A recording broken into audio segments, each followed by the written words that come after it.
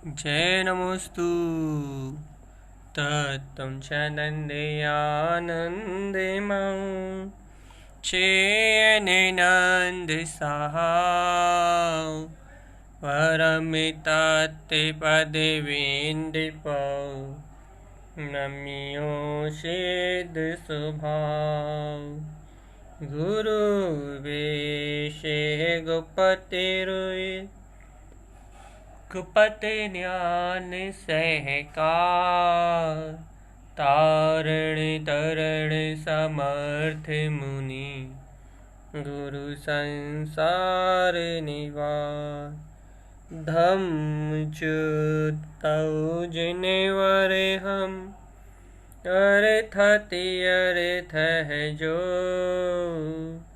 भय विनाश भवजू मुन्हौ ममल न्याने परलोय दीपो गुरु को धर्म को साची को बारंबार नमस्कार हो।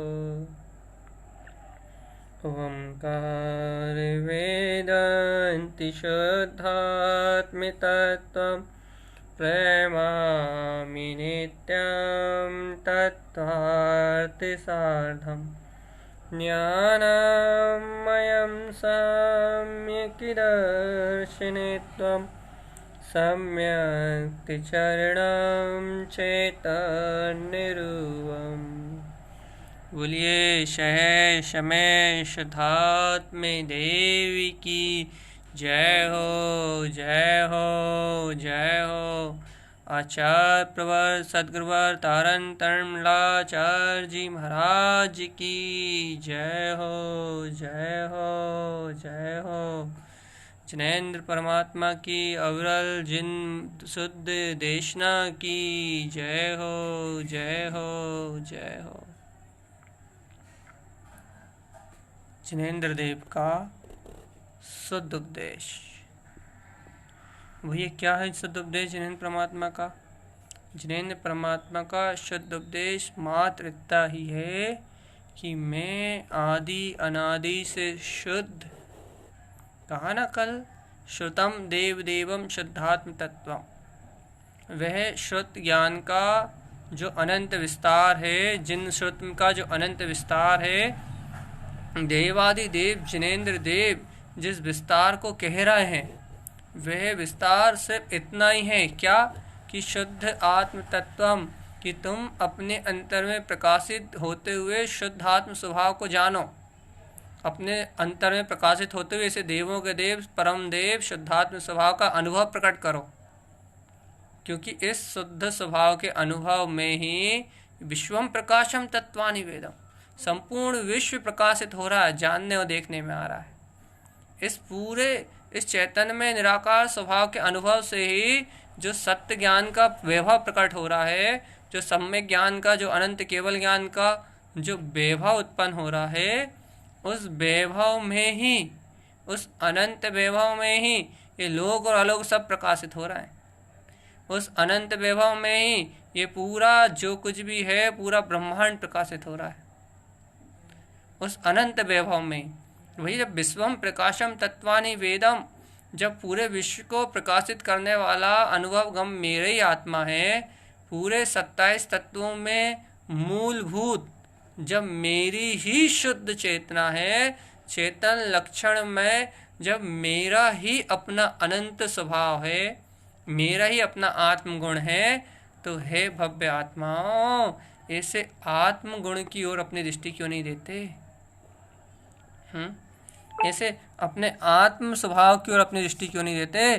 तुम्हें ऐसा अपना अतीन्द्रिय आत्म स्वभाव ज्ञायक ज्ञान में जो शुद्ध स्वरूप है, वो इष्ट क्यों नहीं लग रहा? इष्ट, परम इष्ट, अपना ज्ञायक ज्ञान में स्वभाव, ये इष्ट और परम इष्ट सत्ता है अपनी, ये शुद्ध स्वरूप इष्ट क्यों नहीं लग रहा? देखो भैया, कितनी सरल सी बात है, कितनी सीधी सी बात है कि मैं चेतन में निराकार अतीन्द्रिय आत्मा, क्या कह रहे हैं गुरु महाराज? कल की गाथा का जो वांछन हुआ है, क्या वांछन हुआ है जे सत्य तत्वम षट द्रव्य युक्तम पदार्थ काया गुण चैतन्यतम। पूरे 27 तत्वों में ये चेतनमय सत्ता ही तुम्हारा रूप है। इन 27 तत्वों का सार अपनी चेतनमय सत्ता को ही जानना है, अपनी चेतनमय सत्ता को ही पहचानना है। किस पर आप किस रूप में पहचानना है? विश्वम प्रकाशम तत्वानि वेदम।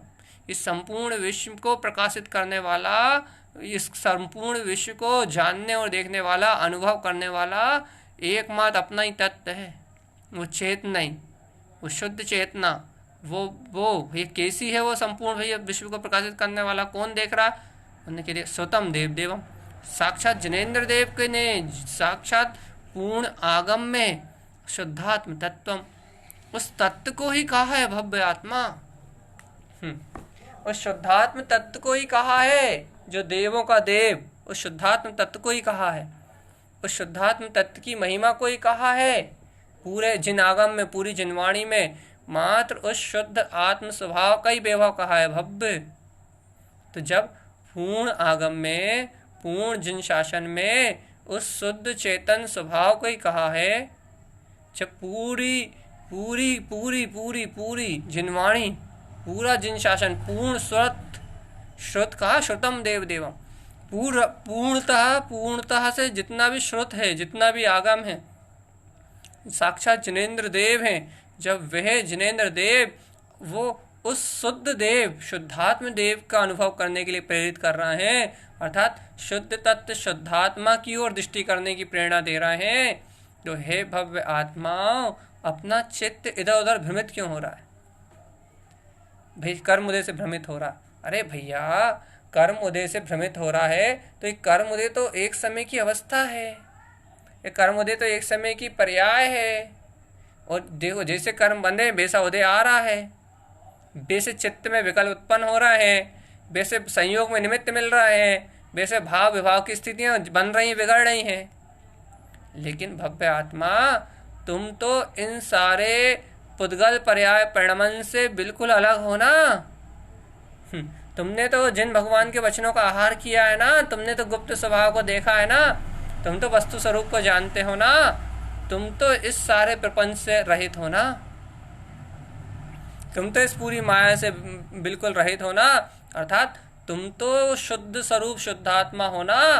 तो तुम अपनी दृष्टि, अपने श्रद्धान को तो मजबूत रखो, बुलंद रखो, अपने ज्ञान में तुम तो अपने शुद्ध स्वभाव को सामने रखो।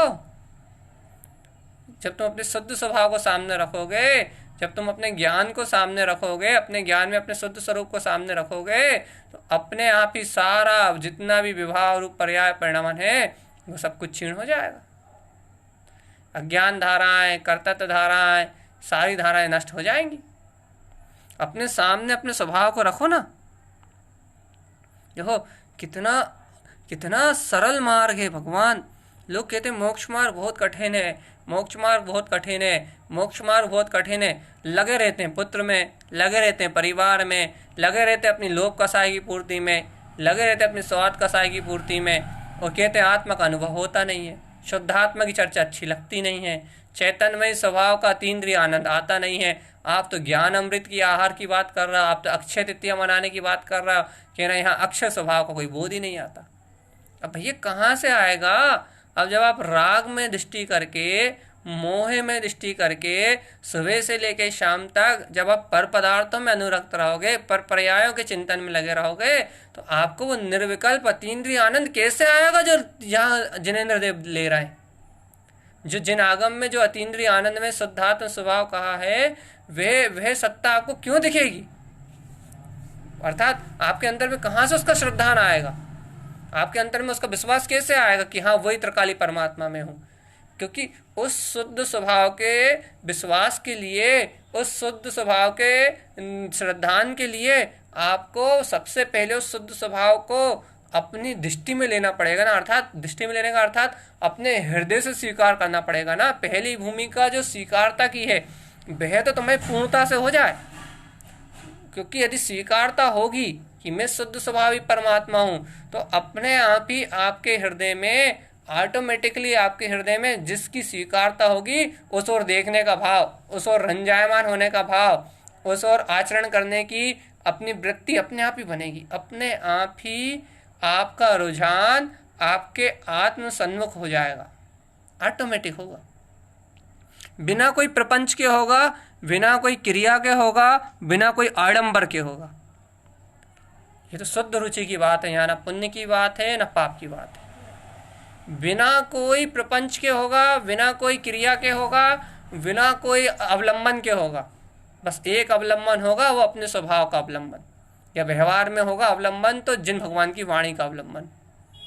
बस एक अवलंबन से होगा, अपने ज्ञान स्वभाव के अवलंबन से, अपने आत्म स्वभाव के श्रद्धान से ही जो अंतर में अपनी अनंत ज्ञान में ज्योति है, अपना अनंत ज्ञान में जो अतीन्द्रिय आनंद का जो वैभव है, वह प्रकाशित होके सामने उज्जवल होके आ जाएगा, जय जयकार में, आनंदमय, परमानंदमय, सुखमय। वो अतीन्द्रिय आनंद उज्जवल होके एकदम प्रकाशित होके आ जाएगा, झनाझन झनाझन झनाझन। ये वे अतीन्द्रिय ज्ञान विज्ञान में चेतन स्वरूप ही मेरा स्वरूप है, अंतर से निकल के आ जाएगा। फिर कैसे निकल के आ जाएगा अंतर से? बस यही तो रहस्य की बात है, कैसे निकल के आ जाएगा, यही तो मूल है जो आपको जानना है, यही तो मूल है जो आपको अनुभव करना है। क्या, कैसे? कि भैया कि इन सब में से, इन सब पर्याय परिणमन में से, इन सब जितनी माया दिख रही है तुम्हें, इस सारी माया में से एक तत्व को भर तुम्हें स्वीकार करना है बस, कि शुद्ध चेतना मात्र मेरा स्वरूप है, शुद्ध चेतना मात्र मेरा स्वरूप है। इस स्वभाव का अभिप्राय अपने अंतर में इतना गहरा करना है, इस स्वभाव का लक्ष्य अपने अंतर में इतना गहरा बनाना है कि इस लक्ष्य के आगे, इस अभिप्राय के आगे आपके मन बुद्धि चित्त अहम की चले ही ना, अज्ञानता की चले ही ना। इतना गहरा लक्ष्य होना चाहिए भैया। अभी मन के विकल्प आ जाते हैं तो मूर्छित हो जाते हैं, ये सब मन के विकल्प में मन मूर्छित होता है, तुम्हारा ज्ञान मूर्छित ना हो। मन के विकल्पों में मूर्छा मन को होनी चाहिए, मन तो मूर्छा ही है, मूर्छा का नाम ही मन है। अभी मन नहीं लग रहा आराधना में, कोई बात नहीं, ज़्यादा पूरे समय नहीं लग पा रहा, थोड़ी देर तो लग रहा है ना, थोड़ी देर तो जिन देशता काल में तो लगा है ना, तत्व चिंतन काल में तो लगा है ना भैया। जिस काल में मन लगा है अपने स्वभाव में, उस समय मन तो लगा रहने दो, चाहे वो यहाँ लगा रहा है चाहे वहाँ लगा रहा है। लेकिन मन जब लगा हुआ है तब भी ठीक है, और मन नहीं भी लगा हुआ, मन यदि इधर का प्रपंच भी फैला रहा है, मन यदि इधर उधर की चंचलता भी सामने लेके आ रहा है, तो तुम्हें उस मन से जो परे है, जो उस मन की माया से परे है, जो उस मन के मोह से परे है, ऐसे परम सूक्ष्म स्वभाव की पेनी दृष्टि रहती है क्या? मैं तो शुद्ध आत्मा हूँ, विश्व को प्रकाशित करने वाली ज्ञान विज्ञान में चेतना हूँ, जानने देखने वाला ज्ञायक तत्व भगवान आत्मा हूँ। मेरा अरूपी निराकार ब्रह्म स्वरूप लोकालोक को प्रकाशित कर रहा है, चेतन लक्षणमय है, दिव्य ज्ञान चेतन ज्योतिर्मयी मेरा स्वरूप तो अक्षय शाश्वत और अनंत है। क्या है भव्य आत्माओं, ऐसे अनंत ज्ञान विज्ञान में अतीन्द्रिय स्वभाव पे शुद्धात्म तत्वम, श्रुतम देव देवम शुद्धात्म तत्वम, श्रुतम देव देवम शुद्धात्म तत्वम। क्या ऐसे श्रुतों, श्रुत ना के नायक, श्रुत के अधिवक्ता, अर्थात ये समझो कि श्रुत जिसके अंदर से प्रवाहित हो रहा है, देवों का भी जो परम देव है, क्या ऐसे परम देव अपने अंतर में शुद्धात्म तत्व की ओर, निखालिस निरंजन परमात्म सत्ता की ओर आपकी दृष्टि जाती है? आप विचार करो, आपकी निष्ठा में है परमात्मा, वो शुद्ध तत्व शुद्ध आत्मा आपकी अंतर ज्ञान से, आपके अंतर विश्वास से, आपकी निष्ठा में है कि स्वभाव मात्र की साधना करना है मुझे, बस मुझे इस मनुष्य भाव में, जिन कुल में मात्र क्षयोपम ज्ञान थोड़ी बटोरना है, शास्त्रों की चर्चा मात्र थोड़ी सुनना है, शास्त्रीय ज्ञान थोड़ी बटोरना है, ये तत्व चर्चा सुन के कोई जानकारी थोड़ी ना इकट्ठी करना है। तो मुझे तो आत्म साधना करनी है, यदि ऐसा लक्ष्य है। सही कह रहा है, 90% जो लोग सुन रहे हैं उनके अंदर ये भावना ही नहीं कि आत्म साधना करना है। 90% नहीं, 99% भी ये बात बिल्कुल वोल्टेज पे चली जाए तो कोई बड़ी बात नहीं। क्यों नहीं भैया? भैया वैसे 1-8% लोग तो सुनते हैं, 1% क्या, 1% में से भी 1%, 0.1% लोग तो सुनते हैं। उनमें से भी आप कह रहे हो कि उनमें से भी जीवों की भावना नहीं है आत्म साधना की। हाँ, यदि आत्म साधना की भावना हो, आत्म आराधना करने की भावना हो, मोक्ष मार्ग को साधने का भाव प्रबल हो, तो ये जितनी सूक्ष्म सूक्ष्म और गहरी गहरी बातें बताई जाती हैं, ये सब प्रयोग का विषय बनती हैं, ये सब जीवन के आचरण में आती हैं, ये सब अपने जीवन में ढलती हैं, अपने ज्ञान विज्ञान के आचरण में आती हैं। ये सब समता भाव, साक्षी भाव, जितनी बड़ी बड़ी जो चर्चाएं लगती है ना कि बहुत बड़ी बड़ी बातें, ज्ञायक भाव, समता भाव, साक्षी भाव, ज्ञाता रहना, ये सारी बातें घटते हुए क्रम में दिखती हैं। पर्याय की रुचि तोड़ना, संस्कारों की रुचि तोड़ना, प्रज्ञान राग की रुचि तोड़ना, ये सब दिन भर के प्रयोग में चलती हैं। साधक के ज्ञान उपयोग में, उसके चिंतन में, ये दिन भर प्रयोग में चलती हैं सब चीजें। किस बल पे चलती हैं? आत्म साधना करना है इस बल पे चलती हैं। तो इसके पहले वाली गाथा याद करो, तत्वार्थ सार्धम तम दर्शनित्वम। तत्व को साधना है, प्रयोजनभूत तत्व को अपनी दृष्टि में लिया है, तत्व को साधना है अर्थात श्रद्धान ज्ञान की निर्मलता करना है। ऐसा जिनके अंतर में अभिप्राय शुद्ध होता है, उन जीवों के अंतर में ऐसी आत्म साधना करने की भावना रहती है, ज्ञान दर्शन की आराधना करने की भावना रहती है। और ऐसे भव्य जीवों के अंतर में, जिनके अंतर में भावना दृढ़ होती है मोक्ष मार्ग को साधने की, उनके अंतर में इसमें शुद्ध स्वभाव हूँ, ऐसी बलवत श्रद्धा के साथ शुद्धम प्रकाशम, देखो गुरुदेव क्या कह रहा है, ऐसी अंतर से, रोमांचित अंतर से, शुद्धम देव देवम शुद्धात्म तत्व। ओहो, मेरा देव तो श्रुत का नायक है।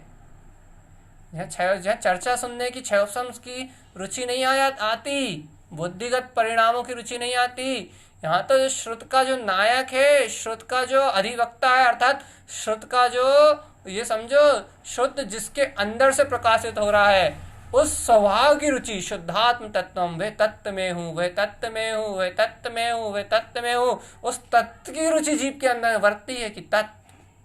श्रुत की रुचि तो कही जाती है, श्रुत तो एक व्यवहार के रूप में, प्रकट पर्याय के रूप में चलता है, श्रुत ज्ञान तो एक प्रत्यक्ष अवस्था के रूप में चलता है, लेकिन उस श्रुत में झलकता तो अपना शुद्धात्म निराकार चेतन स्वरूप ही है। उस सुरति में आने वाला तो वो केवल ज्ञान में प्रकाशित शुद्ध स्वरूप, विश्व को प्रकाशित करने वाला अपना चैतन्य तत्व भगवान आत्मा ही है, चैतन्य तत्व भगवान आत्मा ही है। इन 27 तत्वों का मूल श्रुतम देव देवम शुद्धात्म तत्व। क्या प्रयोजन झलकता है नैनो में, ज्ञानमय नैनो में, क्या आहा, अपना शुद्धात्म तत्व, शुद्ध चेतन में आत्मा। देखो कल की याद है कि जिन भगवान की थाली लग रही है, भोजन परोस रहे हैं, ज्ञान अमृत का आहार परोस रहे हैं, कि अभय दान दे रहा है, ज्ञान दान दे रहा है भगवान, औषधि दान दे रहा है, जन्म मरण के रोग खत्म कर रहा है भैया, अभय दान दे रहे हैं। अब क्या ऐसे जिनवर भगवान अपने ज्ञान अमृत की थाली लगा के जब तुम्हें इतना अतीन्द्रिय आनंद का भोजन करा रहे हैं, अब बताओ ऐसे अतीन्द्रिय आनंद के भोजन के काल में, ऐसे अतीन्द्रिय आनंद का जहाँ भोजन चल रहा है, ऐसे अतीन्द्रिय आनंद के भोजन के काल में तुम कहाँ इन परपर्यायों के अंतराय को देख रहे हो कि ये क्या हो गया, वहाँ क्या हो गया, ये क्या हो रहा है, वो क्या हो रहा है। अरे काय को अंतराय को देख रहे हो, ये अंतराय को देखोगे तो भोजन बंद हो जाएगा। क्योंकि देखो जैसे भोजन करते समय अंतराय आए तो फिर भैया बस अब खत्म, आहारचर्या बंद, ज्ञानी जीवों की दशा, ज्ञानी साधकों की दशा, भैया अंतराय आ गया, भोजन नहीं करेंगे। ऐसे ही भगवान, ये ज्ञान अमृत चल रहा है, जिन भगवान के वचन बरस रहे हैं, अनंत ज्ञान अमृत की वर्षा हो रही है। इस ज्ञान अमृत की वर्षा के बीच में तुम कहाँ देख रहे हो कि परपर्याय में कहाँ क्या हो रहा है, क्या घट रहा है। तो जब तो जिन भगवान के वचनों की थाली लगी हुई है, इसमें तो भरपेट और निरंतराय बिल्कुल शुद्धि का भोजन है, अतीन्द्रिय आनंद रस है, बिल्कुल शुद्ध है, एकदम विशुद्ध में है। इससे श्रेष्ठ भोजन 3 काल में कोई सा नहीं है, ज्ञान अमृत का आहार है, जिन भगवान के द्वारा प्रकाशित किया हुआ। ये तो अतीन्द्रिय आनंद ज्ञान का उपभोग है। इस उपभोग के काल में अब तो इन परपर्याय के आवरण को देख ही क्यों रहा, इनकी चर्चा क्यों कर रहा। घर पुत्र परिवार राग कसाय भाव मोह ममता माया ये दिखी क्यों रही तुम्हें। तुम तो निरंतराय आहार करो, यदि ज्ञानी हो तो तुम निरंतराय आहार करो। और अंतराय आने के बाद भी फिर अंतराय को देख रहा है, अंतराय आ रहा है तो फिर भैया उतने समय का अंतर, जितने समय का अंतराय आएगा उतने समय के लिए आवरण आ जाएगा, उतने काल के लिए आवरण आ जाएगा। श्रद्धान पे ज्ञान पे जैसी जिसकी पात्रता उतने समय के लिए आवरण आ जाएगा। भैया श्रद्धा ज्ञान में वर्ते तो कोई श्रद्धा की महिमा है, और ज्ञान में गुप्त रहे तो भी श्रद्धा तो श्रद्धा ही है, वो कहीं नहीं जाएगी। लेकिन महिमावंत जब आती कहने में, जब वो ज्ञान में बरतती है। ज्ञान प्रकाश करता अनंत गुणों का, जब ज्ञान में अनंत गुणों का प्रकाश होता है तो जीव आत्मिक सुख का उपभोग करता है, आत्मिक अतीन्द्रिय आनंद का उपभोग करता है। अपने तत्व चिंतन से, अपने स्वभाव की प्रतीति से, अपने शुद्धात्मा के स्मरण से उसे अद्भुत आनंद आता है। संसारी जीवों को क्या आएगा खाने पीने में आनंद, संसार के इंद्रिय भोगों में मरने में क्या आनंद आएगा।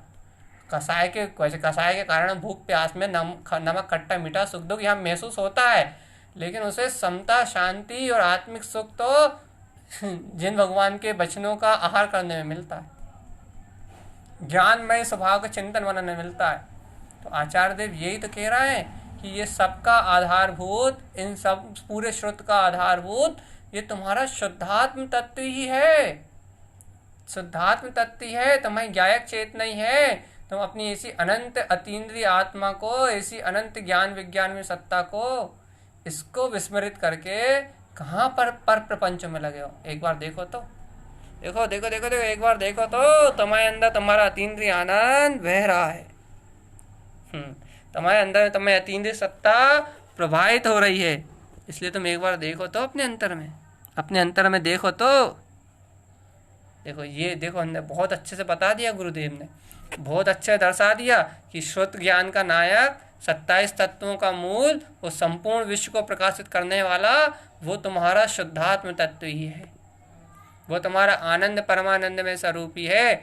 ऐसे स्वभाव को पूर्णता से दर्शाने के बाद, ऐसे स्वभाव को पूर्णता से दर्शाने के बाद, ऐसे स्वभाव पे जीव की दृष्टि करने के बाद, अब अगली गाथा में गुरुदेव क्या कह रहे हैं? देवम गुरम शास्त्र गुणानि नित्यम। तुम्हें गुणानुवाद करना है ना। अब देखो, अब क्योंकि जीव ने गुणों की माला गूंथने की बात चल रही है और गुरुदेव ने बता दिया कि वो अनंत गुणों का स्वामी वो तुम्हारा शुद्धात्मा है। 27 तत्वों में चेतन में जो तुम्हारी ज्ञान में चेतना है वो अनंत गुणों का पिंड है।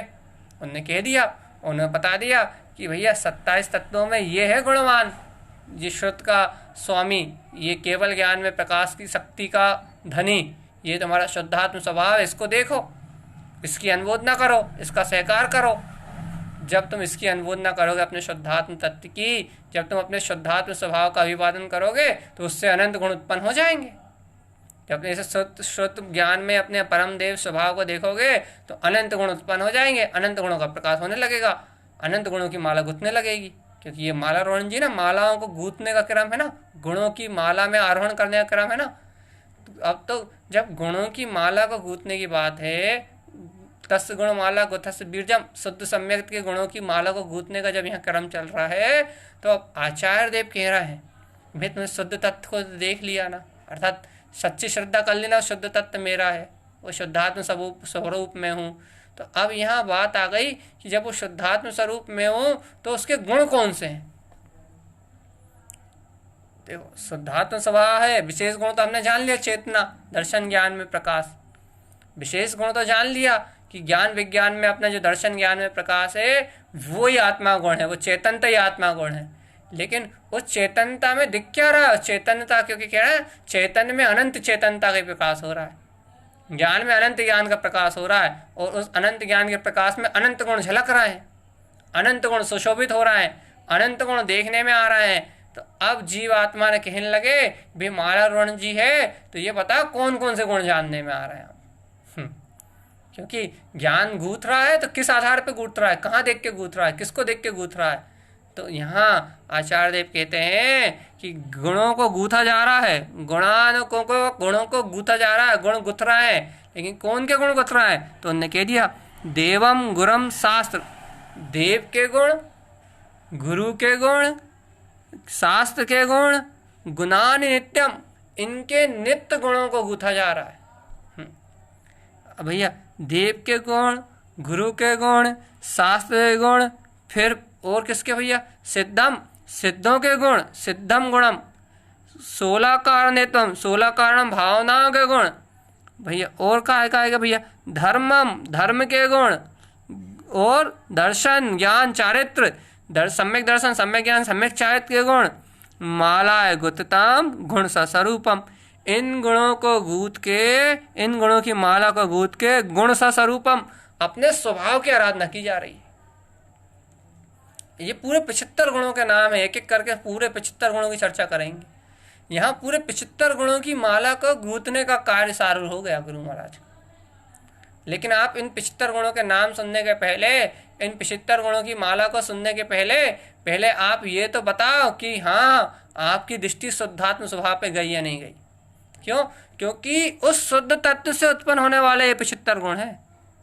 देख लो नीचे वाली कारिका में, देखो, मालाय गुततम गुण स्वस्वरूपम, जिसकी दृष्टि अपने स्वस्वरूप पे गई है, उस गुरु, उस स्वस्वभाव को, उस शुद्धात्म स्वभाव को देखने वाले जीव के अंतर में इन गुणों की माला, इन गुणों का जो स्वभाव है वो स्वभाव जानने में आएगा।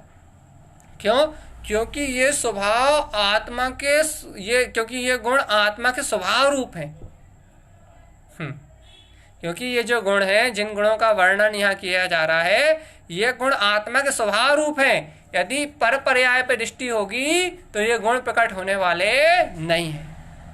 पहले आपको सिर्फ आज इतनी सी बात को क्लियर करना है। गुणों के नाम हम गिनाएंगे कल, लेकिन आज सिर्फ पहले ये बात को आपको प्रयोग में लाना है कि ये देवम गुणम शास्त्र गुणानि नित्यम, जिन गुणों का गुणानुवाद करने के लिए नित्य जिनेन्द्र देव आज्ञा दे रहा है। सिद्धम गुणम 16 कारणत्वम, सिद्धों के गुण 16 कारण, भावना, धर्मम, धर्म के गुण, दर्शन के गुण, ज्ञान के गुण, चारित्र के गुण, इन जिन अनंत गुणों को गूंथने के लिए आचार्य परमात्मा जिन देव आज्ञा दे रहे हैं कि इन अनंत गुणों को अपने वीर से, अपने पुरुषार्थ से गूंथो, इन गुणों को अपने स्वस्वरूप में देखो, इन गुणों को अपने स्वस्वरूप में अनुभव करके सिद्धि मुक्ति के अनंत सुख को उपलब्ध करो। जिन गुणों को गूंथने की प्रेरणा यहाँ आचार्य तारंतरन देव दे रहे हैं, क्या भैया उन गुणों के स्वामी, उन गुणों के नाथ, क्या शुद्धात्म स्वभाव पे तुम्हारी दृष्टि है? क्या वो शुद्धात्म स्वभाव तुम्हें स्वीकार है? क्योंकि गुणों को उपलब्ध करने की बात कर रहा है। फिर ये नहीं कहा जा सकता, फिर आप ये नहीं कह सकते भैया राग की पर्याय चल रही तो क्या करें, भैया मोह की पर्याय चल रही तो क्या करें, भैया निमित्त संयोग ऐसे हैं, घर गृहस्थी में ऐसा है, दुकान मकान में तो जाना ही पड़ता है, फिर ये बहाने नहीं चलेंगे। क्यों नहीं चलेंगे भैया बहाने? क्योंकि जब गुणों के आचरण की बात होने लगेगी, गुणों की व्यक्तिता की बात होने लगेगी, अर्थात गुणों की व्यक्तिता की चर्चा होने लगेगी, तो अब गुण नष्ट होंगे। जैसे कैसे 84 लाख योनियों में जो जीव ये भटकता है, तो 84 लाख योनियों में जो परिभ्रमण करता है ये जीव, तो इसके पास 84 लाख अवगुण है।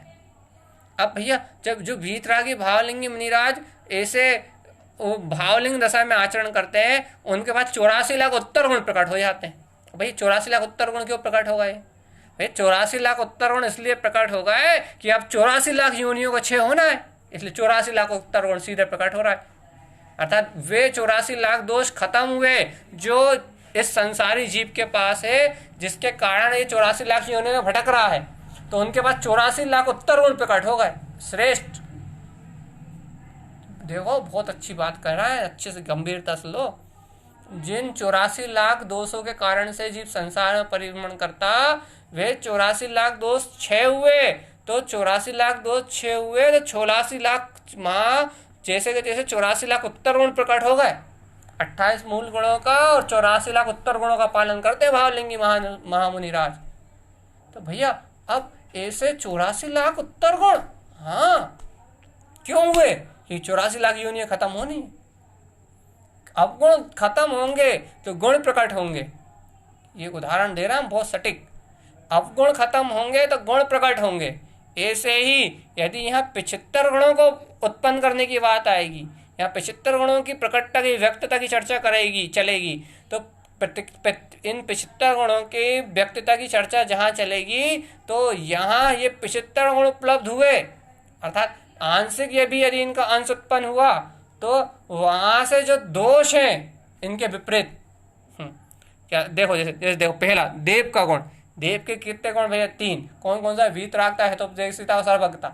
अब यदि देव के गुणों की आराधना कर रहे हो, शुद्ध देव के गुणों की आराधना कर रहे हो, वीतरागता की आराधना कर रहे हो, सर्वज्ञता की आराधना कर रहे हो, आप हितोपदेशी पने को जान रहे हो, यदि आप इन देव के 3 गुणों को जान रहे हो तो सबसे पहला है तुम्हारा कर्तव्य, सबसे पहला है तुम्हारा कर्तव्य व्यवहार में कि अदेव की श्रद्धा तुम्हारे पास होने नहीं चाहिए। अदेव कुदेव मिथ्यादेव का श्रद्धान तुम्हारे पास दूर दूर तक नहीं होना चाहिए। पहला व्यवहार,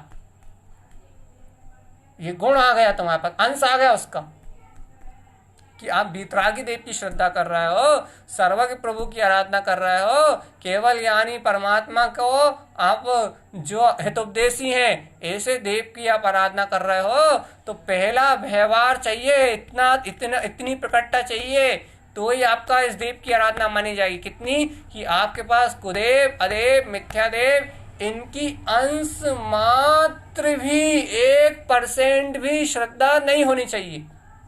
यदि 1% भी श्रद्धा है आपके पास, यदि 1% भी भय है इनका, 1% भी आप यदि इनकी ओर रागी देशी देवों की ओर देखते हो, अदेव की ओर जड़ा चेतन को मानते हो, मिथ्या देव की ओर काल्पनिक देव का स्वांग रच के यदि आप अदेवत्व रूप मानते हो, देवत्व रूप नाटक करते हो, देवत्व रूप अभिव्यक्ति व्यक्त करते हो, तो भैया यदि आप ऐसा कोई भी प्रपंच रचते हो तो आप देव के गुणों को प्रकट करने के लायक नहीं हो, अर्थात आप देव के गुणों की आराधना करने के लायक पात्र जीव नहीं हो। आपके पास 1% भी मिथ्या श्रद्धा नहीं होनी चाहिए। यदि आप देव के गुणों की वंदना कर रहे हो तो 1% भी, यदि 1% भी है तो फिर आप इस गुणों की माला को गूंथने के अधिकारी नहीं हो। देखो 2 उदाहरण हो गए। एक उदाहरण दिया हमने वीतरागी भावलिंगी मुनिराज के 84 लाख उत्तर गुणों से। दूसरा उदाहरण दिया हमने पहला जो देव का स्वरूप आ रहा है, वीतरागी देव की आराधना कर रहे हो, यदि उन देव की सच्ची श्रद्धा के अलावा और कहीं भी यदि आपका सर झुकता है और कहीं भी आपको यदि भाव में प्रभावित पना आता है और कोई भी आपको भय लगता है और कोई देव से, लौकिक देव से, लौकिक व्यंतरों से, लौकिक देवों के प्रति कोई मानता आती है, अचेतन देव आदि के प्रति आपको कोई झुकाव हो रहता है, जड़ा चेतन पाषाण में यदि आपकी कोई मानता फंसती है, उलझती है, तो फिर आप यहाँ जो देव कह रहा है, देव की जो वंदना कह रहा है, देव की जो आराधना कह रहा है, आप उस गुणों को लायक नहीं हो, आप उस गुणों को पालन करने के लायक नहीं हो। सीधी बात है। यहाँ यदि आप ऐसे ही पूरे गुणों की ऐसी गुणानुवाद चलेगा, जैसे आप सच्चे देव को मानते हो तो मिथ्या देव की श्रद्धा नहीं होना चाहिए, सच्चे वीतरागी गुरु को मानते हो तो अगुरु को गुरु, मिथ्या गुरु के पास नहीं जाना चाहिए, और सच्चे शास्त्र को, सच्चे शास्त्र की पूजा करते हो, सच्चे शास्त्र की आराधना करते हो, तो फिर आपको कुशास्त्र पढ़ने की रुचि नहीं होना चाहिए, राग देश के शास्त्र पढ़ने की रुचि नहीं होना चाहिए। जहाँ अपने स्वभाव का पोषण ना हो ऐसे शास्त्रों को पढ़ने की रुचि नहीं होना चाहिए। ये सिद्धांत है। गुणों की आराधना करने से अवगुण दूर होते हैं। गुरुमाई ने फूलना में कहा ना, गुण आयरण धम आयरणम, गुण में आचरण करने से अवगुण नष्ट होंगे। कब भैया, कब होंगे? गुण आयरण धर्म आयरणम कब होंगे? कब जब क्या है? गुण आयरण धर्म आयरणम, आयरण ज्ञान पे परमपयम, जब तुम उस आचरण को ज्ञान पूर्वक करोगे तब आयरण ज्ञान पे तो परम पद की उपलब्धि होगी, तो तुम्हें ये गुण अपने अंतर आत्मा में, अंतर अनुभूति में सिद्ध होंगे। हाँ, फिर तुम्हें सच्चे देव गुरु धर्म का बहुमान आएगा, और यदि सच्चे देव गुरु धर्म का अंतर आत्मा से बहुमान आ गया, उनके गुणों को देख के आप उनके गुणों के लिए प्रभावित हो गए, तो ये जीव आत्मा जिस सत्य से प्रभावित होगा, जिन गुणों से प्रभावित होगा, उन गुणों को ही तो अपने स्वरूप में देखेगा, उन गुणों को ही तो अपने स्वरूप में ग्रहण करेगा, उन गुणों की मालाएं तो गूंथेगा। लौकिक व्यवहार में क्या होता है कि भाई लौकिक व्यवहार में अपन क्या करते हैं कि जो चीज़ अच्छी लगती है, श्रेष्ठ लगती है, उस वस्तु को अपने पास रख लेते हैं। ऐसे ही जब ये गुण अपने को श्रेष्ठ लगेंगे, जब ये गुण अपने को प्रभावित करेंगे, देव के, गुरु के, शास्त्र के, इन ये सब दर्शन ज्ञान चारित्र के, धर्म के, जब ये गुण अपने को आकर्षित करेंगे, अर्थात अपनी दर्शन ज्ञान की चेतना जब इन गुणों में ही देखेगी, बहुत अच्छी बात है ये, जब अपना उपयोग इन गुणों में ही अपने आप को देखेगा, अर्थात देव गुरु धर्म शास्त्र के ऐसे गुणों को जानेगा, ऐसे गुणों को देखेगा, तो उन गुणों रूप अपना स्वयं का आचरण पहचान लेगा। क्यों पहचान लेगा भैया उन गुणों रूप अपने स्वयं का आचरण? क्योंकि उसने ये बात को पहले ही स्वीकार करके आया है ना कि मैं वो शुद्ध आत्मा ही हूँ, वो शुद्ध चेतना ही हूँ, जैसे अनंत गुणों का स्वामी है।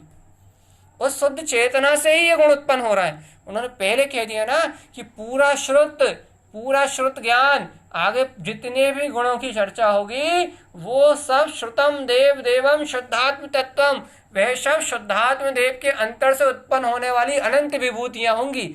वह कुछ भी ऐसा नहीं होगा जो तुम्हारे शुद्ध स्वरूप से बाहर हो, जो तुम्हारी शुद्धात्मा से, जो तुम्हारी चेतना से बाहर हो, जो तुम्हारी पहुंच से दूर हो, ऐसा कुछ भी नहीं होगा।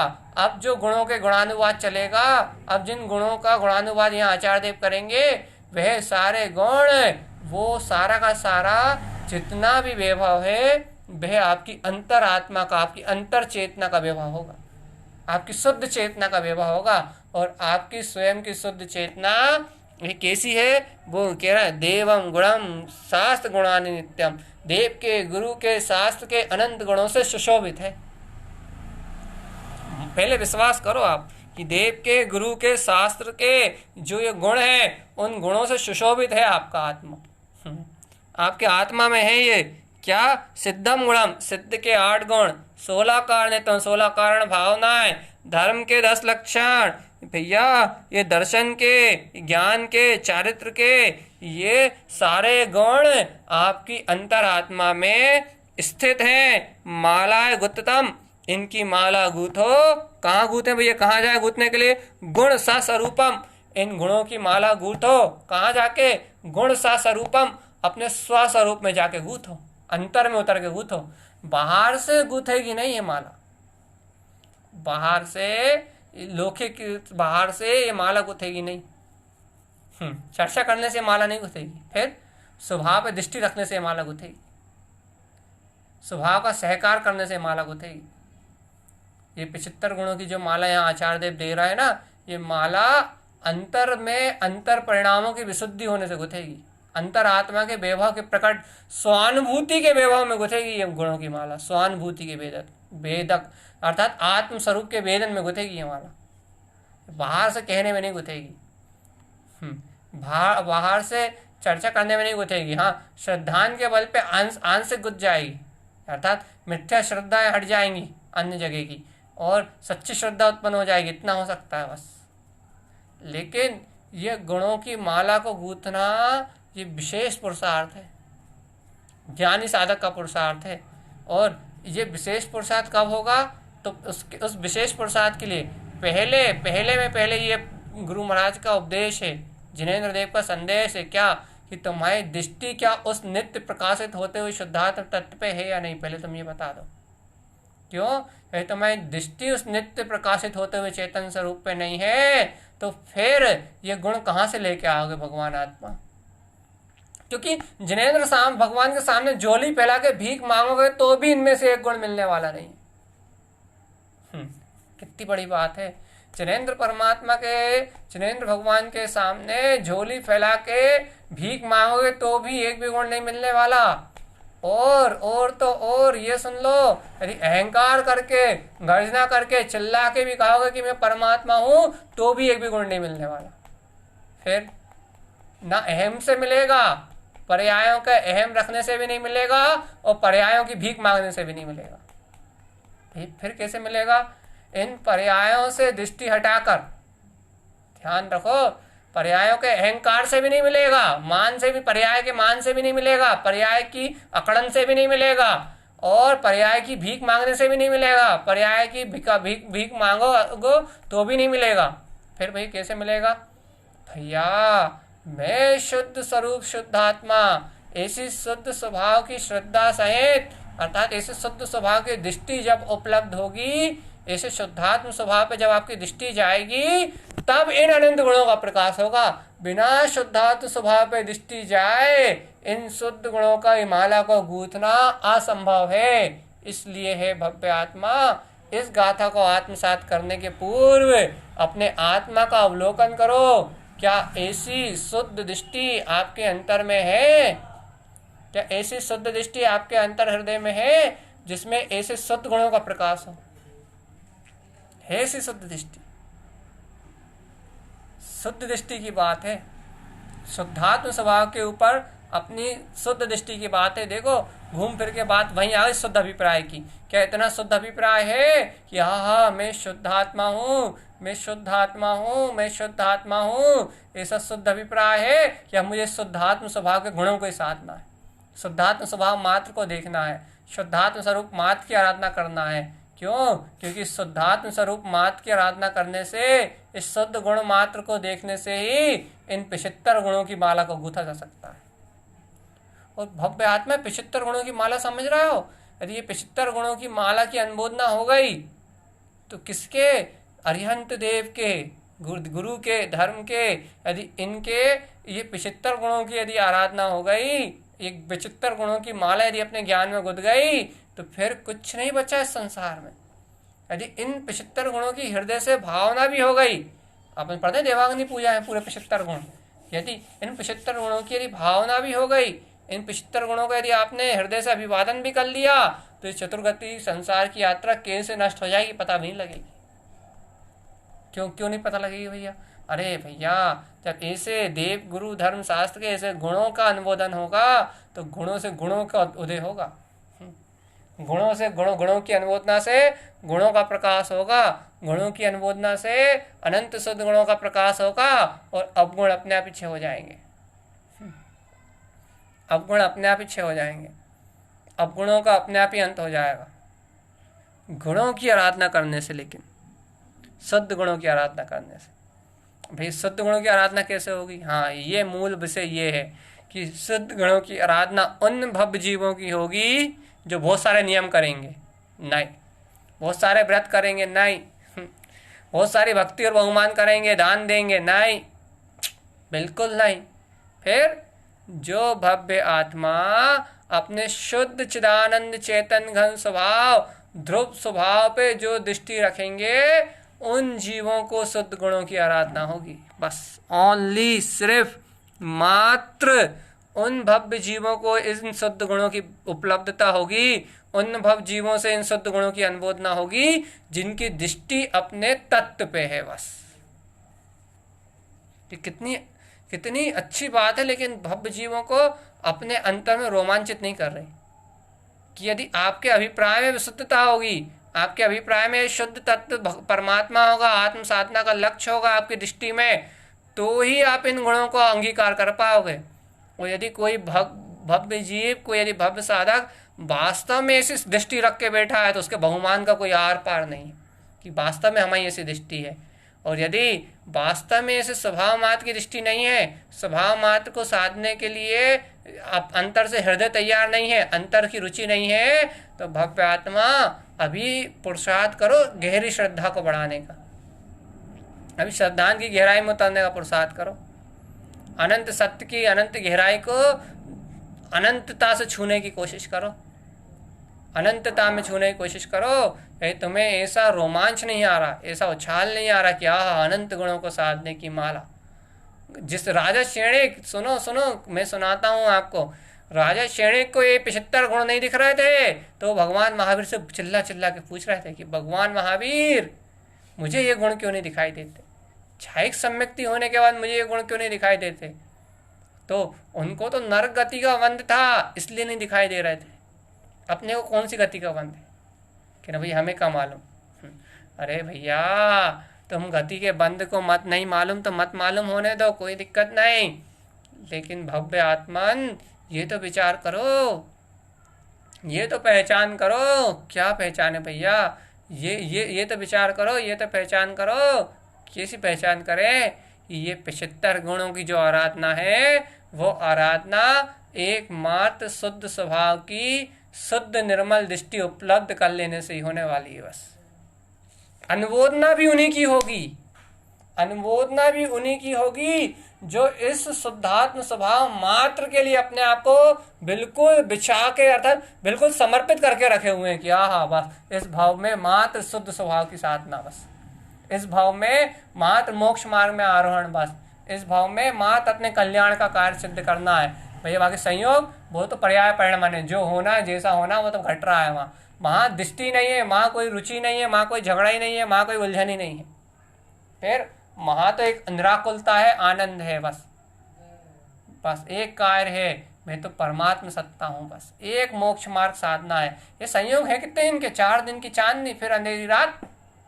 इन निमित्तों संयोगों से है कितना सा संबंध, 2 दिन के सब मेहमान, सबको अपना अपना काम करके निकलना है यहाँ से, अपने अपने कर्म भोग के निकलना।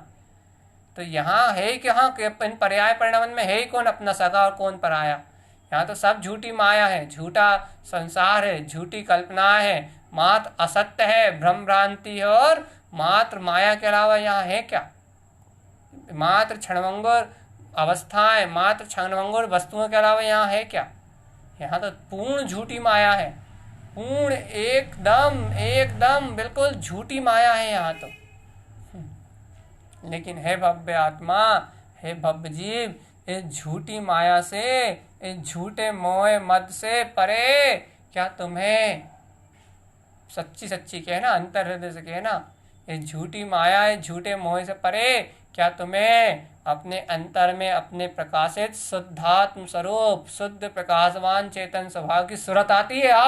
जय कि वो अनंत निराकार चेतन तत्व ही मेरा अपना रूप है।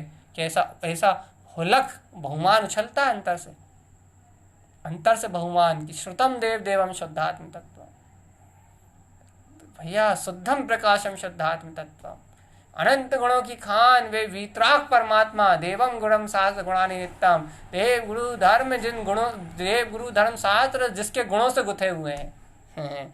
देख लो आज ये अर्थ सुन लो, सिद्धम गुणम 16 कारणेतम, सिद्ध सिद्ध परमात्मा और 16 कारण भावनाएं जिसको अंगीकार करने से उपलब्ध होती हैं।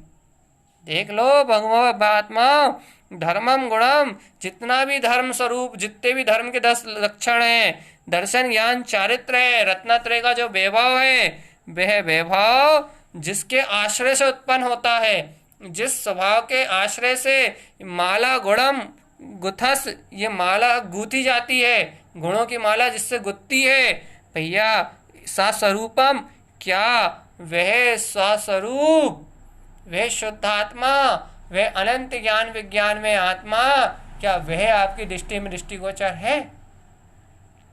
यदि वह शुद्धात्मा आपकी दृष्टि में दृष्टिगोचर है तो भगवान आत्मा ये 75 गुणों की माला कब आपके गले में रुलती हुई, झूलती हुई दिखने लगेगी, आपको पता ही लगेगा। अरे 2-4 भाव होते कितने से, पलक झपकते निकल जाएंगे।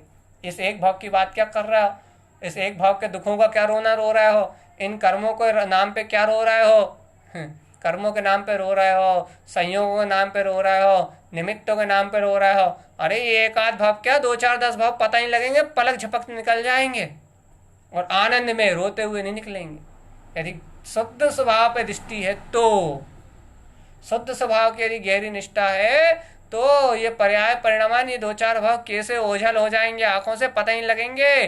पता एक ही बात ख्याल में रहेगी, जहम में रहेगी, ओहो मैं तो निराकार शुद्ध चरूपी परमात्मा हूँ, और ये जो पर पर्याय है इनमें क्या सुखी दुखी, इनमें क्या अपना पराया, इनमें क्या मेरा तेरा, ये तो सब नश्वर और क्षणभंगुर है। इन पर पर्यायों से विरक्त हो जाएगा, मन से विरक्त हो जाएगा आपका ज्ञान, मन से विरक्त हो जाएगा आपका उपयोग। अशुद्ध पर्याय अवगुणों से विरक्ति आ जाएगी और अनुरक्त हो जाएगा अपने शुद्धात्म अनंत गुणों के नाथ में, अनंत गुणों के स्वामित्व में एकत्र हो जाएगा।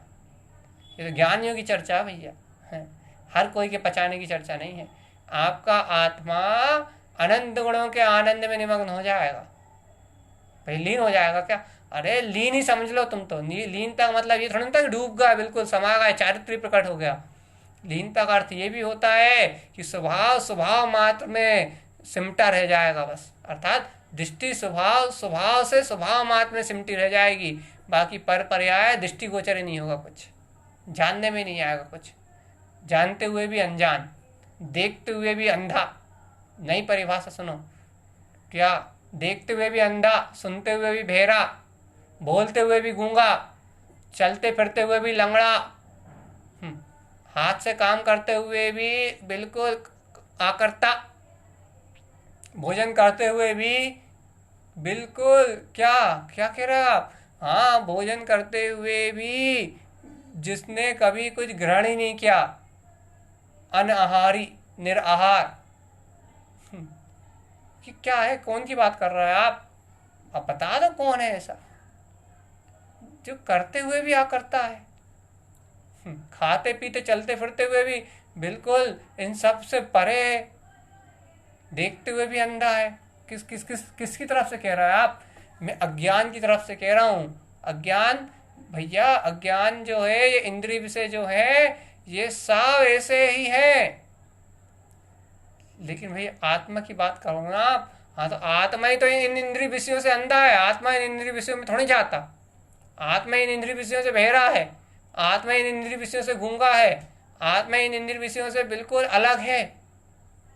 भैया आत्मा में प्रकाशित तो ये सब होते हैं भैया, जब आत्मा अपने स्वभाव से विपरीत पर पर्याय में एकत्र करता है तब ये इंद्रिय विषय प्रकाशित होते हैं। आत्मा के स्वभाव से थोड़े इंद्रिय विषय प्रकाशित होते हैं, आत्मा की शुद्ध चेतन सत्ता से थोड़े इंद्रिय विषय प्रकाशित होते हैं, आत्मा की शुद्ध चेतन सत्ता में ये इंद्रिय विषय थोड़े जानने में आते हैं। आत्मा की शुद्ध चेतन सत्ता में तो अपना अतीन्द्रिय ज्ञान रूप जानने में आता है।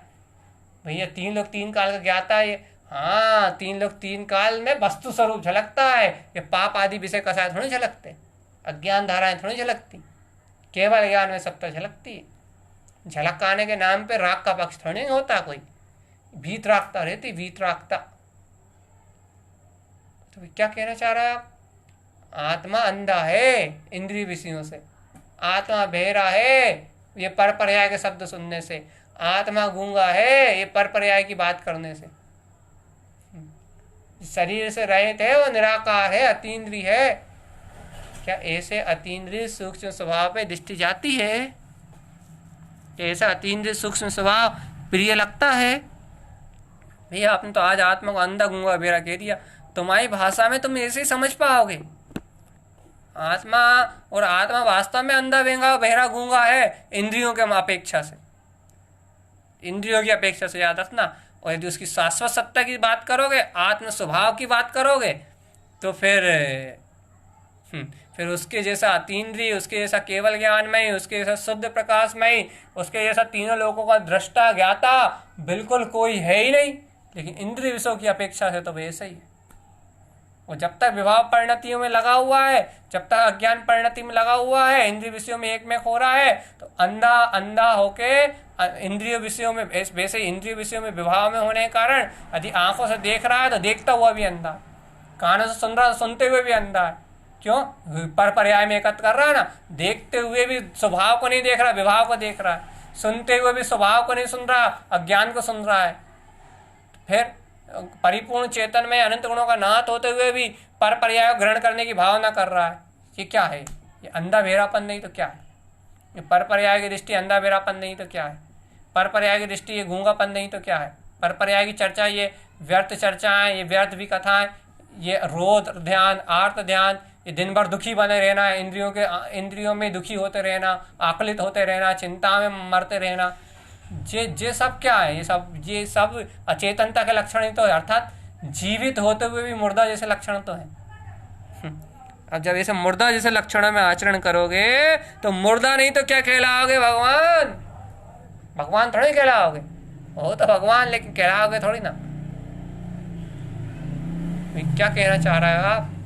कि इस मुर्दा रूप जड़ चेतन से, इस गूंगे बहरेपन से अपनी दृष्टि हटाओ, आत्मा को गूंगा बहरा मानो पर की अपेक्षा से, और स्व की अपेक्षा से स्वस्वरूप की दृष्टि करके उसे अनंत दर्शन ज्ञान चेतन में स्वीकार करो। आज ही अपने आप को अंधा मान लो तो पर पर्याय देखने के भाव नहीं आएंगे, बहरा मान लो तो पर पर्याय को सुने हुए से सुखी दुखी नहीं होगे, गूंगा मान लो तो किसी कुछ कहने के भाव नहीं आएंगे। शांत शून्य मौन जो अपना निराकार निर्विकल्प चेतन में गायक स्वभाव है, बस वही प्रिय हो जाएगा, बस अपने आप। लेकिन कैसे मान ले भैया, बिना देखे, बिना सुने, बिना लगड़े, बिना झगड़े, बिना बोले, भैया काम ही नहीं चलता। यही तो है इंद्रिय विषयों की लोलुपता, इंद्रिय कसाय की पंच इंद्रिय विषयों की लोलुपता, स्पर्श रसना घ्राण चक्षु कर्ण, इन पंच इंद्रियों के विषयों की लोलुपता, पर पर्याय में इनमें राग बुद्धि, पर पर्याय इनमें एकत्व अपनत्व बुद्धि। इस कारण ही तो जीव इस 84 लाख योनि में परिभ्रमण कर रहा है, इस चतुर्गति संसार में यात्रा कर रहा है। साम्य भाव नहीं है, इंद्रियों के बीच में साक्षी रहने की भावना नहीं है, इनके विषयों के चलते इनकी विषय भावनाओं को लताड़ने की पात्रता नहीं है, इन इंद्रियों के विषयों को अलग करके ज्ञान विज्ञान का पोषण करने की पात्रता नहीं है। चक्षु इंद्रिय का विषय मिलता है, कुछ दिखता है तो उसके पीछे भागता है, कुछ सुनाई देता है तो उसके पीछे भागता है, कुछ कहना होता तो उसके पीछे भागता है। अर्थात प्रति समय हर पल पर के पीछे भागता रहता है, पर पर्याय के पीछे लगा रहता है, पर पर्याय के पीछे जुड़ा रहता है। और अब उससे कहो, ऐसे पर पर्याय में जुड़े रहने वाले साधक से कहो भैया 75 गुणों की माला गूंथना है, तो कोई वो सर हो जाएगा अपना, भाई 75 गुण, नींद आएगी, आलस आएगा, सोने पहले इच्छा होगी अब सो लें, बढ़िया आराम कर लें। कहा भाई क्या हुआ, तुम तो शुद्धात्मा हो, शुद्ध ज्ञान विज्ञान में ही हो। अरे भैया वो स्वभाव तो है लेकिन अभी पात्रता नहीं है गुणों को कूदने की। कहा क्यों नहीं है भाई पात्रता, क्या कमी है पात्रता में?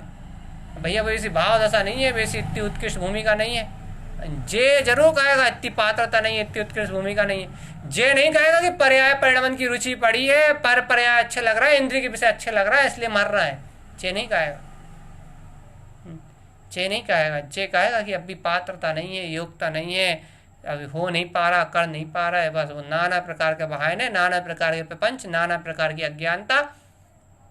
जे स्वीकार नहीं करेगा कि सही में आत्मा अंधा है, बेरा है, गूंगा है, ये नहीं करेगा स्वीकार।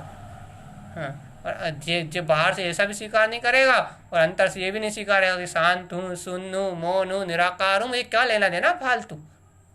अपने आनंद को स्वीकार नहीं करेगा, अपनी निराकुलता को स्वीकार नहीं करेगा, अपने खालिस वीतराग स्वभाव को स्वीकार नहीं करेगा। भगवान यदि अपने निराकार वीतराग ध्रुव स्वभाव को स्वीकार नहीं करेगा तो ये माला के गुण कैसे गुथाएंगे भव्य आत्मा, ये तो बताओ।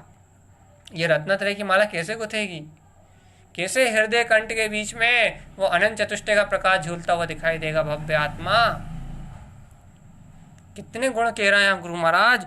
मैं तो सोच रहा हूँ चर्चा कैसे करूँगा मैं, देव के, गुरु के, शास्त्र के, सिद्धों के, 16 कारण, भावना, धर्म के, धर्म और दर्शन, ज्ञान, चारित्र, ये 75 गुणों का वांछन कितना अभूतपूर्व। यदि एक एक गुण की चर्चा एक एक साल तक भी की जाए तो पूरे ना हो। मुझे 4 दिन में पूरे 75 गुणों की चर्चा करनी है। तो भव्य आत्मा, ये गुणों की चर्चा इस सार रूप में तभी हो सकती है, सार रूप में उन गुणों को जब भी ग्रहण किया जा सकता है जब आपकी दृष्टि सार में शुद्धात्म स्वभाव पे चली जाए। पन पर्याय का राग तोड़ के, पर परिणमन का राग तोड़ के यदि आपकी दृष्टि उस शुद्धात्म स्वभाव, अखंड अभेद गायक सत्ता भी चली जाए तो ये 75 गुणों को 5 मिनट में अनुभव न हो जाएगी। 5 मिनट में इनके लक्षण दिखा सकते हैं, 5 मिनट में, क्योंकि सब शुद्ध स्वरूप में विद्यमान है। ये सब शुद्ध स्वरूप में विद्यमान है, सब स्वज्ञान में चेतना विराजमान है, सब अपने अतीन्द्रिय आनंद में विराजमान है। यदि एक बार दृष्टि स्वभाव पे गई तो वहां से ऐसा अनंत वैभव, ऐसे ज्ञान विज्ञान के झरने झरते हैं, ऐसे अनंत का प्रकाश होता है कि अनंत गुण एक समय में झलकते हैं। अनंत गुण भी एक समय में झलकते हैं चेतन राजा। ऐसा थोड़ी ना अनंत संसार ही झलकता है, 3 लोग 3 काल की व्यवस्था ही थोड़ी झलकती। ये 3 लोग 3 काल की व्यवस्था पर प्रकाशक ज्ञान में बाद में झलकती है। पहले तो स्वप्रकाशक में अनंत गुण ही झलक रहा है, और जहाँ जहाँ अनंत गुण झलक रहा है वहाँ ये संपूर्ण विश्व प्रकाशित हो रहा है। भैया पहले तो अपना आत्म स्वभाव, निरंजन स्वभाव ही स्वानुभूति में उत्पन्न होता है जब निर्मल ज्ञान की प्रकटता होती है। दर्शन की शुद्धि के बाद ज्ञान शुद्धि होती है। दर्शन की निर्मलता के साथ ज्ञान केवल ज्ञान में होता है, केवल दर्शन के साथ ही केवल ज्ञान होता है, बिना केवल दर्शन के केवल ज्ञान नहीं होता। और जहाँ केवल ज्ञान होता है वहाँ केवल दर्शन होता ही है। तो भगवान आत्मा क्या ऐसे तत्व की रुचि है? देखो, अनुबोधना करना भैया, गाथा को ऐसे नहीं जान देना। देखो, गाथा को नहीं छोड़ना, बिल्कुल अनुबोधना करना है इन 75 गुणों की, और दृढ़ता से करना है, पूरी निष्ठा से करना है। हाँ करना ही है, तुम कह लो कर्ता बना रहे हो तो करना ही है। संसार में कर करके मरे जा रहे हो तो वहाँ नहीं लगता कि नहीं करता, मैं करता नहीं हूँ, मैं करता नहीं हूँ। यहाँ तो पुरुषार्थ की बात है। करना तो कर्ता मात्र तो शब्द है, यहाँ तो होता वाला हो रहा है, हो रहा है, स्वतंत्र परिणाम हो रहा है, ऐसे ही सत्य है।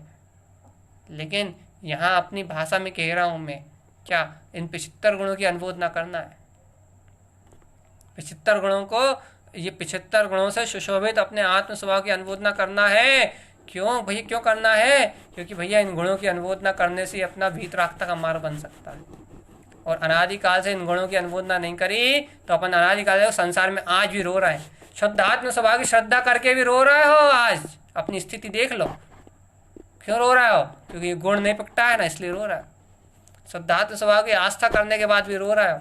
पर पर्याय पे अपना सर ढूंढ रहे हो, पर पर्याय में अपने बाल मंडवा रहे हो, पर पर्याय में दृष्टि देके पर परिणाम में एक में होके रुदन कर रहे हो। सुबह से लेकर शाम तक आत रोज ध्यान में डूबे हो, राग के रस में निमग्न हो रहे हो, पर्याय की भावना भा रहे हो, पर्याय में रत हो रहे हो, अशुद्ध पर्याय में एक में होके और संसार के परिभ्रमण को बढ़ा रहे हो, संसार परिभ्रमण का बीजारोपण कर रहे हो। का वो भी आत्मा की श्रद्धा रखने के बाद भी क्या दशा हो रही है। कैसे बदलेगी? वो आत्म स्वभाव की दृष्टि प्रकट करो, फटाफट अभिप्राय की निर्मलता का कार्य शुरू करो। इतने दिन से नहीं छू रही थी तो आज ही छू जाए ये बात। इतने दिन से जो चर्चा कर रहे हैं मालावरण जी के पहले से ही अभिप्राय की निर्मलता की, इतने दिन से नहीं छू रही थी तो आज ही छू जाए कम से कम हृदय में। आज ही ये दृष्टि की जो रोज चर्चा चल रही भैया, शुद्ध दृष्टि, शुद्ध दृष्टि, शुद्ध दृष्टि, शुद्ध दृष्टि, शुद्ध दृष्टि, आज लग जाए अंतर से कि हाँ शुद्ध आत्म स्वभाव की दृष्टि, ज्ञान विज्ञान में तत्व की दृष्टि, सच्ची श्रद्धा, सच्ची बिल्कुल प्रगाढ़ रुचि कि हाँ मैं तो परम पारणमिक चैतन्य में आत्मा हूँ। प्रगाढ़ में प्रगाढ़ रुचि, प्रगाढ़ में प्रगाढ़ रुचि, प्रगाढ़ में प्रगाढ़ रुचि। इस प्रगाढ़ रुचि, इस शुद्ध रुचि के बल पे ही ये 75 गुणों की माला गुथेगी। कल से गुणों का गुणानुवाद शुरू करूंगा मैं भैया। आज तो दृष्टि की चर्चा है बस। और जो ऐसी दृष्टि लेके आएंगे उन्हीं को गुणों में गुण और गुणों के गुणों का आचरण समझ में आएगा। क्योंकि गुण अंतरात्मा के हैं, अंतर शुद्ध आत्मा से उत्पन्न होने वाले हैं, अंतर स्वानुभूति से प्रकाशित होने वाले हैं। तो भैया जो स्वानुभूति में रत होंगे या तो उनको ये गुण झलकते हुए दिखेंगे, आनंद में हो जाएंगे, वो अतीन्द्रिय आनंद में डूब जाएंगे। और भैया जो स्वानुभूति से थोड़ी नीचे की भूमिका में श्रद्धा रख के बैठे होंगे, उन्हें भैया इन गुणों का अनुमोदन हो जाएगा, उन्हें अपना मोक्ष मार्ग दिख जाएगा कि देखो अब ये गुणों की प्रकटता करना है, अब इन गुणों का आराधन करना है, इन गुणों में अनुरक्त रहना अपने को, उन्हें अपना मार्ग दिख जाएगा भैया।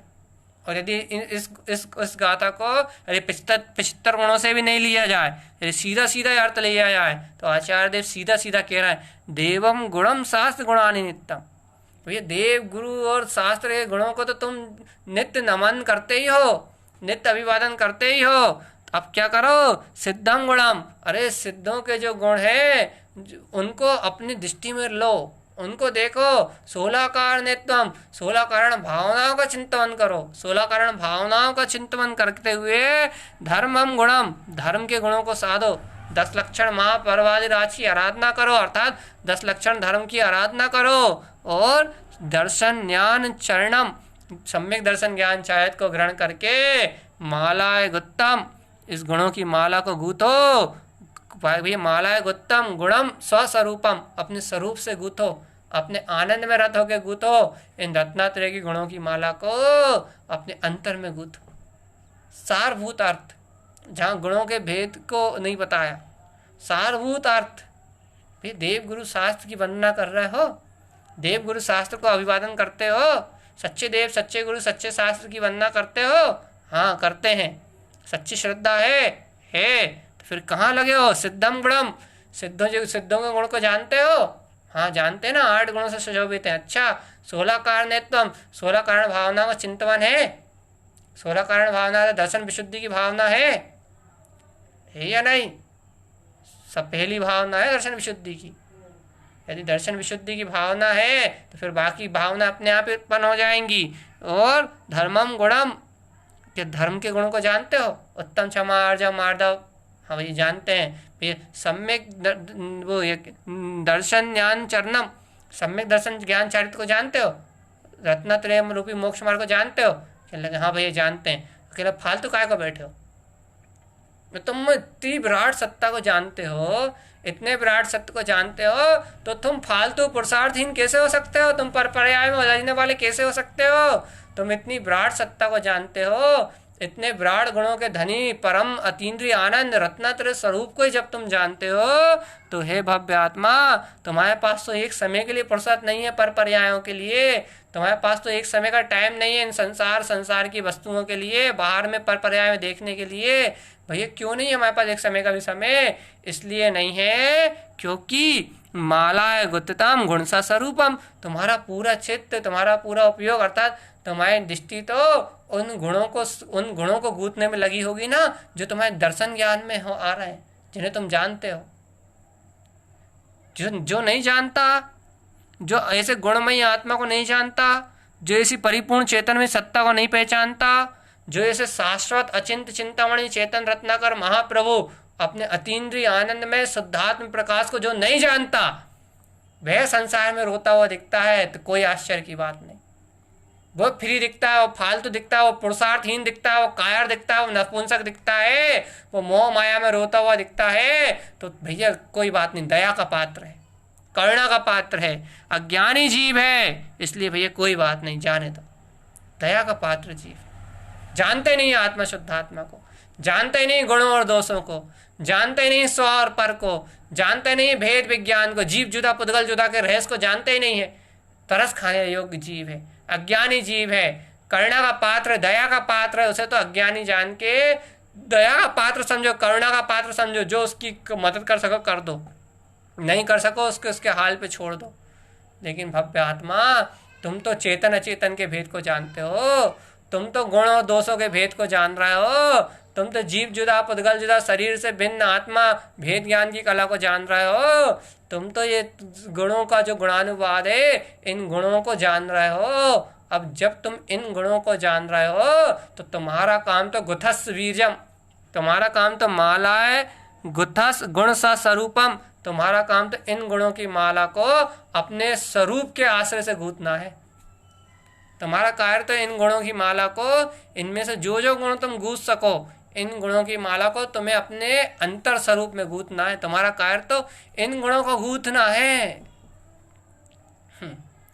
तुम्हारा काम संसार में रत रहना नहीं है, तुम्हारा कार्य तो इन गुणों की माला को गूंथना है। तुम पुरुषार्थहीन कैसे हो गए? तुम पर्याय में रत कैसे हो गए? या तो तुम इन गुणों को स्वानुभव से नहीं जानते, या तो तुम इन गुणों को स्वानुभूति से स्वीकार नहीं करते, या तो इन गुणों को तुम हृदय से स्वीकार नहीं करते, तभी तुम पर पर्याय में देखते हो, तभी तुम पर पर्याय में अनुरक्त होते हो, तभी तुम इधर उधर की उलझनों में मन की चपलता में उलझते हो।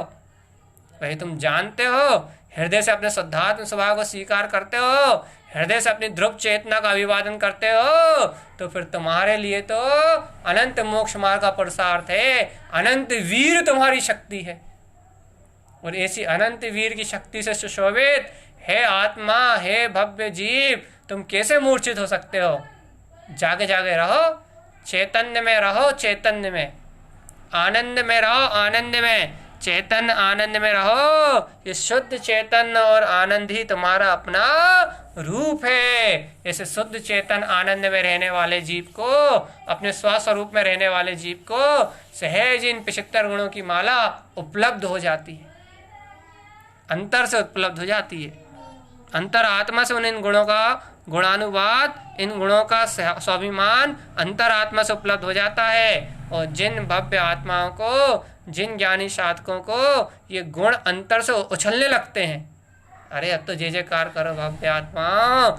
जिन ज्ञानी साधकों को रोम रोम से आत्मा के बहुमान के रूप में, शुद्धात्म स्वभाव के बहुमान के रूप में, शुद्ध स्वभाव के रोमांच के रूप में, आत्म स्वभाव की दृष्टि होने से, आत्म स्वभाव के बहुमान और स्वाभिमान से, अंतर आत्मा की गर्जना से, जो ये अनंत आत्मा का वैभव सम्यक दर्शन ज्ञान जो जीव के अंतर से उछलने लगते हैं, जीव के अंतर से बहुमान के रूप में फूटने लगते हैं, जीव के अंतर से जय जयकार के रूप में उछलने लगते हैं, इस जय जयकार में, इस उछलते हुए बहुमान में, इस उछलते हुए गौरव में ही ये 75 गुणों की माला गुथी जाती है। ये गुणों की माला को कोई बाहर से नहीं लाना पड़ता। अंतर के उछलते हुए बहुमान में, अंतरात्मा को उछलते हुए स्वाभिमान में, स्वभाव को ज्योति हुई दृष्टि में, स्वभाव को देखते हुए ज्ञान में ही इन गुणों का अनुमोदन होता है। इस स्वस्वरूप में को देखने वाले ज्ञानी साधकों को ऐसे 75 गुणों की गुण मालिका उपलब्ध हो जाती है। विश्वास नहीं हो रहा होगा, अंतरात्मा आस्था नहीं कर रही होगी, अंतरात्मा समर्पण नहीं कर रही होगी कि ओहो इस भूमिका में ये 75 गुण उपलब्ध हो जाएंगे, अभी हम देवों जैसे गुणों से संपन्न हो जाएंगे। भैया देव के जैसे गुण से वीतरागता, हेतोपदेशिता और जो 3 लक्षण है, सर्वज्ञता, वीतरागता, हेतोपदेशिता, ये अभी वर्तमान पर्याय में नहीं दिखेगी तुम्हें, फिर इनके लक्षण दिखने लगेंगे, ऐसे लक्षण दिखने लगेंगे। हम कल बताएंगे कैसे लक्षण दिखने लगेंगे। ये इनके लक्षण आएंगे आपके पास, इनका अंश उत्पन्न होकर आने लगेगा आपके पास, वैसा स्वरूप आपको झलकने लगेगा। वीतरागता में क्या दिख रहा है? शुद्धात्मा। सर्वज्ञता में क्या दिख रहा है? शुद्ध आत्मा, अपना अनंत गुण। देखो हम अंश मात्र भी दिखा दे रहे तुम। वीतरागता में क्या है? सर्वज्ञता में क्या है? तो उपदेशिता में क्या है? भैया सब में स्वभाव ही तो है, बस स्वभाव ही दिखेगा ना, शुद्ध स्वभाव ही दिखेगा ना, शुद्ध स्वभाव का अनुमोदन होगा ना, शुद्ध सम्यक रूप प्रकाशित होने से ये गुण उत्पन्न होंगे ना, अर्थात दोषों से मुक्त होने से ये गुण उपलब्ध होंगे ना। तो भैया दोषों से मुक्त होने का एक ही मूल मंत्र है, क्या? पर्याय की दृष्टि का मिट जाना। क्यों? क्योंकि पर्याय की दृष्टि मिटने से ही दोष अपने आप ही नष्ट हो जाते हैं। पर्याय दृष्टि मिटेगी तो न राग की भावना रहेगी, न द्वेष की भावना रहेगी, न राग से जुड़ान रहेगा, न द्वेष से जुड़ान रहेगा, सबसे जुड़ान टूटेगा और अपने शुद्ध चैतन्यमय निराकार वीतराग स्वभाव से पक्का वाला जुड़ान, निष्ठापूर्वक जुड़ान होगा। और इस ज्ञान विज्ञान स्वभाव से जुड़ान होने से इन अनंत गुणों की गुण मालिका सहज ही उपलब्ध हो जाएगी। भैया बस ऐसे ही जिन्हें भगवान का उपदेश है, ऐसे जिन भगवान के वचनों की महिमा है, ऐसे जिन भगवान के वचनों की महिमा को आत्मसात कर सभी भव्य जीवों का निर्माण का मार्ग प्रशस्त हो। इन्हीं मंगल भावनाओं के साथ बोलिए आचार्य प्रवर सदगुरुवर तारण तरण मंडलाचार्य जी महाराज जी की।